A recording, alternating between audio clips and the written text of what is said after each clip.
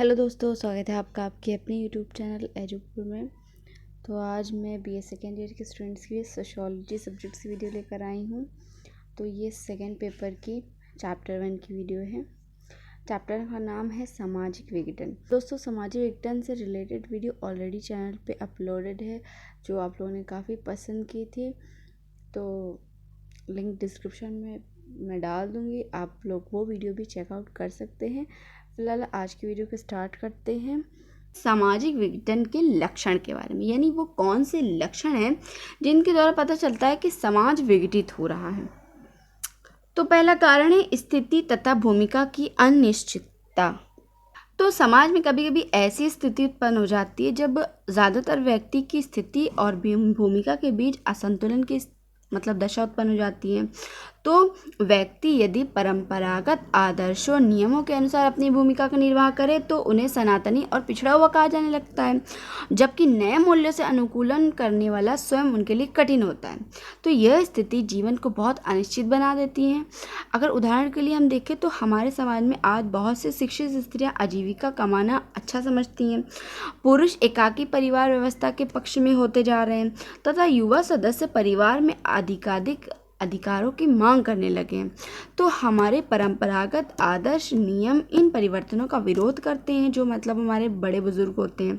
तो जिसके फलस्वरूप व्यक्ति की परिस्थिति और भूमिका के बीच एक गंभीर असंतुलन की स्थिति उत्पन्न हो गई है। वास्तव में हम ये कह सकते हैं कि स्थिति और भूमिका की अनिश्चितता समाज में व्यापक असंतोष, निराशा और असुरक्षा को जन्म देकर समाज को विघटित करती जा रही है। यानी समाज में जब ऐसी स्थिति उत्पन्न हो जाए कि कि पुराने बुजुर्ग नए पीढ़ी की सोच को ना अपनाए, नए पीढ़ी अपने पुराने बुजुर्ग यानी घर के बड़े बुजुर्गों की बात को नकार दे, तो सामंजस्य उत्पन्न होता है, जिससे समाज विघटित होने लगता है। नेक्स्ट है नियंत्रण के साधनों की शक्ति में कमी। सामाजिक नियंत्रण के विभिन्न अभिकरण जैसे कि परिवार, राज्य, शिक्षा संस्थाएं, धर्म, कानून, प्रथा, लोकाचार, ये सब क्या है, व्यक्ति और समूह के व्यवहारों को एक निश्चित स्वरूप देकर उन्हें सामाजिक मूल्यों के अनुसार कार्य करने को बाध्य करती है या फिर कार्य करने के लिए प्रेरित करती है। तो जब समाज में कभी कभी ऐसी स्थिति उत्पन्न हो जाती है कि व्यक्ति या तो नियंत्रण के इन परंपरागत साधनों के अनुसार व्यवहार करना अवश्य नहीं समझते, और कभी कभी ऐसा होता है कि स्वयं इन साधनों का रूप रूढ़िगत हो जाने से वे लोगों के व्यवहार को भी प्रभावित करने में असफल होने लगते हैं। तो किसी भी समाज में नियंत्रण के अभिकरण जब अप्रभावी हो जाते हैं तो विभिन्न स्वार्थ समूहों के आचरण अनियंत्रित हो जाते हैं और इस प्रकार पारस्परिक संघर्षों की संभावना भी बढ़ जाती है। नेक्स्ट है एक मत का अभाव। यानी एक मत का अभाव वह दशा है जिसमें समाज के अधिकांश सदस्य भिन्न भिन्न दृष्टिकोण को लेकर उन लक्ष्यों को प्राप्त करने के लिए प्रयत्न करने लगते हैं जो किसी समाज के जीवन के लिए बहुत ज़्यादा महत्वपूर्ण समझे जाते हैं। तो इस स्थिति में एक जो भ्रमपूर्ण वातावरण ही उत्पन्न नहीं हो जाता, बल्कि क्या होता है कि अनिश्चितता के वातावरण में प्रत्येक व्यक्ति अपने दायित्व को दूसरे व्यक्ति पर डालने लगते हैं। यही डालने की मनोवृत्ति भी विकसित हो जाती है उनके अंदर। तो इसके फलस्वरूप क्या होता है कि समस्या सुलझाने के स्थान पर और अधिक उलझ जाती है, और फलस्वरूप क्या होता है कि सामाजिक विघटन की संभावना भी उत्पन्न हो जाती है। नेक्स्ट है लोकाचार तथा संस्थाओं के बीच संघर्ष। प्रत्येक समाज की संस्थाओं और कार्य विधियों का निर्धारण वहाँ के जो लोकाचार होते हैं उनके अनुसार किया जाता है। तो संस्थाओं तथा लोकाचार में सहयोग है और पारस्परिक निर्भरता बने रहने से ही सामाजिक व्यवस्था उपयोगी रूप से कार्य करती है। लेकिन किसी भी कारण जब इन लोकाचार संस्थाओं के बीच असमंजस उत्पन्न हो जाता है तो इन असमंजस के कारण भी समाज विघटित होने लगता है। नेक्स्ट है समिति और समूह के कार्यों में हस्तांतरण। तो सामाजिक व्यवस्था के अंतर्गत प्रत्येक समूह समिति एक विशेष प्रकार होता है, यानी फंक्शन होता है, तो जिसकी समुचित पूर्ति होना सामाजिक ढांचे के लिए आवश्यक होता है। तो प्रत्येक समूह और समिति को बहुत लंबे समय तक कुछ विशेष उत्तरदायित्व को पूरा करते रहने के लिए अपने अपने क्षेत्र में विशेष कुशलता भी प्राप्त हो जाती है।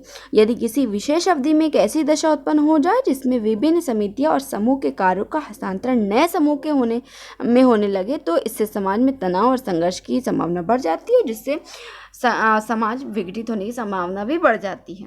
नेक्स्ट है व्यक्तिवादिता में वृद्धि।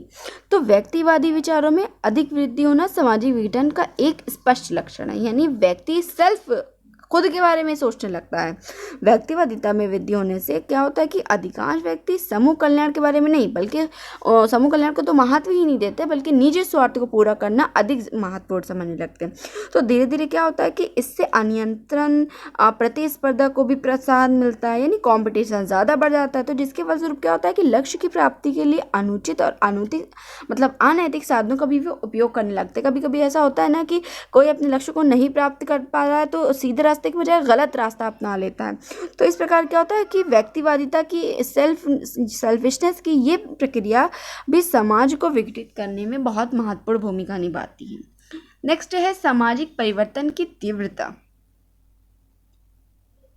तो समाज में बहुत तेजी के साथ परिवर्तन होना भी सामाजिक विघटन का एक प्रमुख लक्षण है, यानी जो बहुत ज़्यादा तेजी से जो प्रोग्रेस हो रही है, ये भी सामाजिक विघटन का एक कारण है। क्योंकि देखो, जो पुराने लोग हैं वो नए चीज़ों को उनमें एडजस्ट होने में थोड़ा टाइम लगता है। जब तक वो एडजस्ट हो जाते हैं तो वो चीज़ और भी ज़्यादा अपडेटेड हो जाती है, जो कि अपडेटेड वर्जन जैसे आता है हर चीज़ का, तो हर चीज़ का अपडेटेड वर्जन आने लगा है।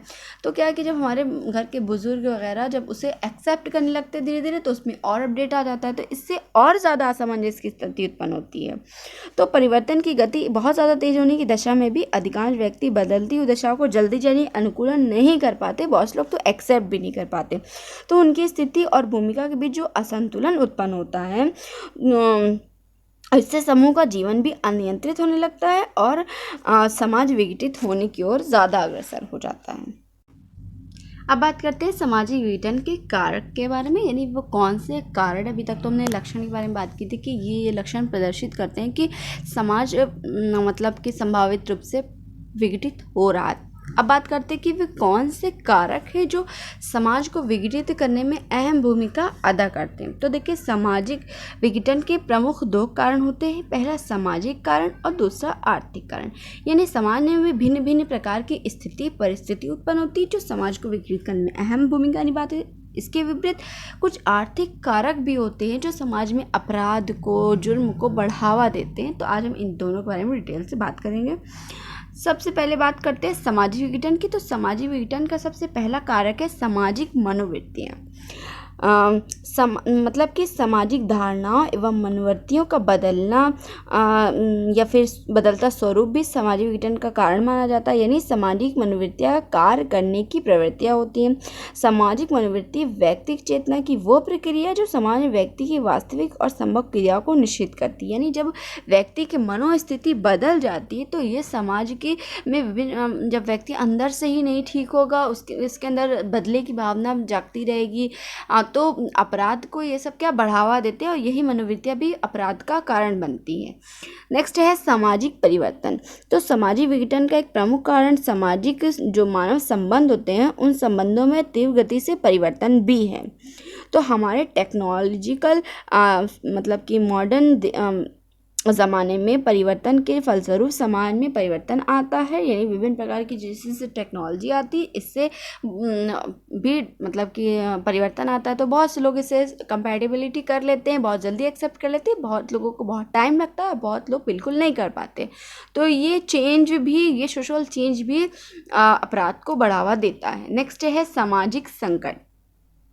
तो समाज संकट भी एक सामाजिक विघटन का एक प्रमुख कारण बताया जाता है। संकट वो घटना होती है जो सुचारू रूप से चलने वाली आदतों के पालन में बाधा उपस्थित करती है और सारा ध्यान संघर्ष की स्थिति पर केंद्रित कर देती है। जैसे कि बाढ़ आ गई, कोई आपदा आ गया, तो व्यक्ति के लिए बहुत ज़्यादा संकट की स्थिति उत्पन्न हो जाती है, जिससे कि वो अपनी स्थिति से लड़ नहीं पाता है और कंपैटिबिलिटी नहीं कर पाता और उसके मस्तिष्क में अपराध की भावना भी जागृत हो जाती है, जिससे वो समाज के नियमों का पालन करना छोड़ देता है।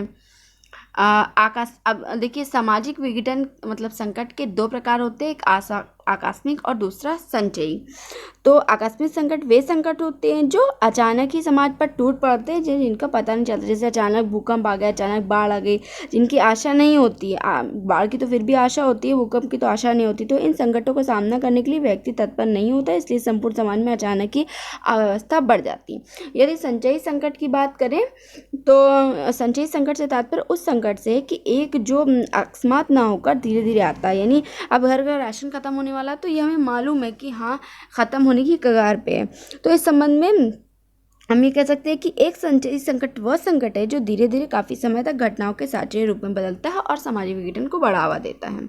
नेक्स्ट है सामाजिक मूल्य। तो सामाजिक मूल्य व्यक्तियों के लिए उद्देश्य और अर्थपूर्ण आदर्श होते हैं और व्यवहार को निर्धारित करने में भी विशेष भूमिका अदा करते हैं।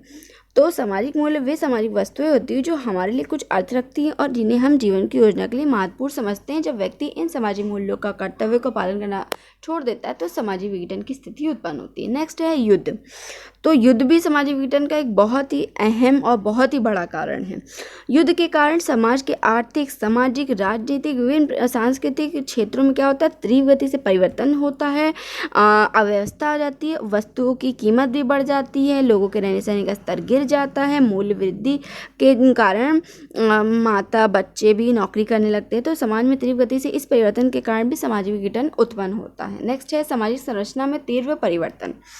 तो सामाजिक संरचना या फिर सोशल चेंज दोनों एक ही चीज़ है। तो सामाजिक संरचना में तीव्र परिवर्तन की सामाजिक विघटन की एक दशा उत्पन्न कर देता है।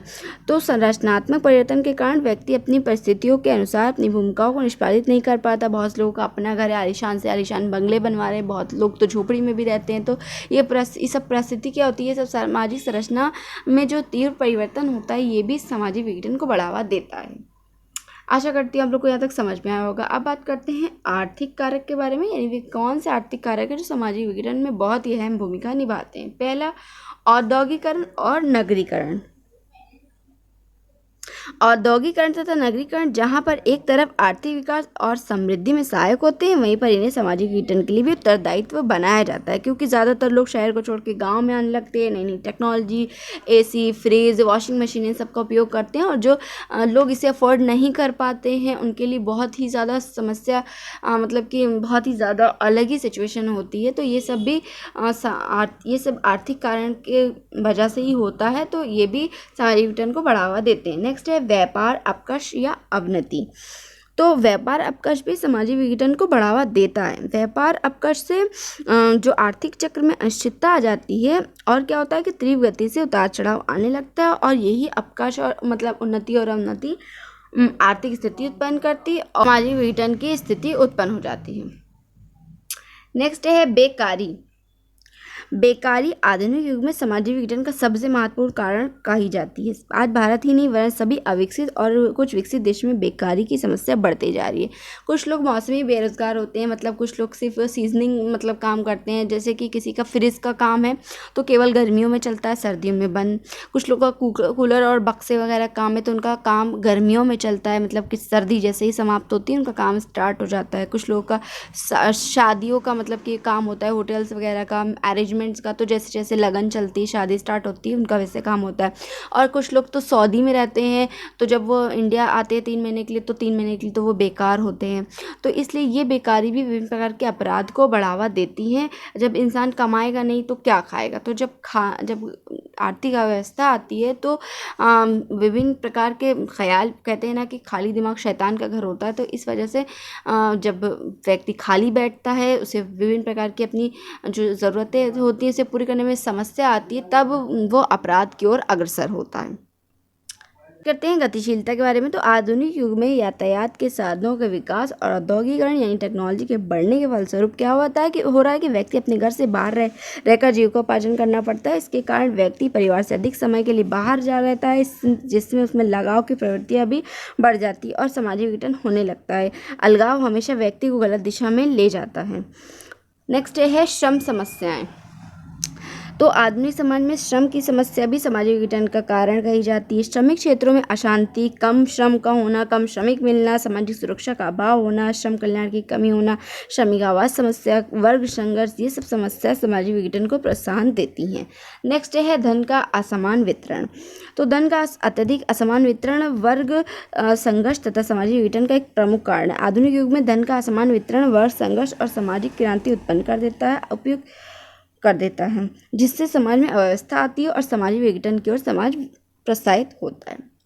तो दोस्तों, उपयुक्त कारणों के अतिरिक्त सांस्कृतिक कारण, राजनीतिक कारण, ये सब भी भ्रष्टाचार वगैरह, ये सब भी सामाजिक विघटन के एक प्रमुख कारण कहे जाते हैं। अब बात करते हैं इस चैप्टर से रिलेटेड कुछ क्वेश्चंस के बारे में। पहला प्रश्न है, सामाजिक विघटन से आप क्या समझते हैं, समझाइए। सामाजिक विघटन की अवधारणा को स्पष्ट कीजिए। सामाजिक विघटन के लक्षणों की व्याख्या कीजिए। सामाजिक विघटन के स्वरूपों की उल्लेख कीजिए। सामाजिक विघटन तथा विघटन में अंतर स्पष्ट कीजिए। सामाजिक संगठन और विघटन में अंतर स्पष्ट कीजिए। तो आशा करती हूँ आपको आज की वीडियो पसंद आई होगी। वीडियो अच्छी लगे तो लाइक कर दीजिएगा, चैनल पर नए तो सब्सक्राइब जरूर करिएगा, साथ में लगे बेल आइकन को भी प्रेस कर दीजिएगा, जिससे आपको मेरी वीडियोस की नोटिफिकेशन बराबर मिलती रहे। मिलते हैं नेक्स्ट वीडियो में, तब तक के अपना खूब ख्याल रखिए। Bye bye.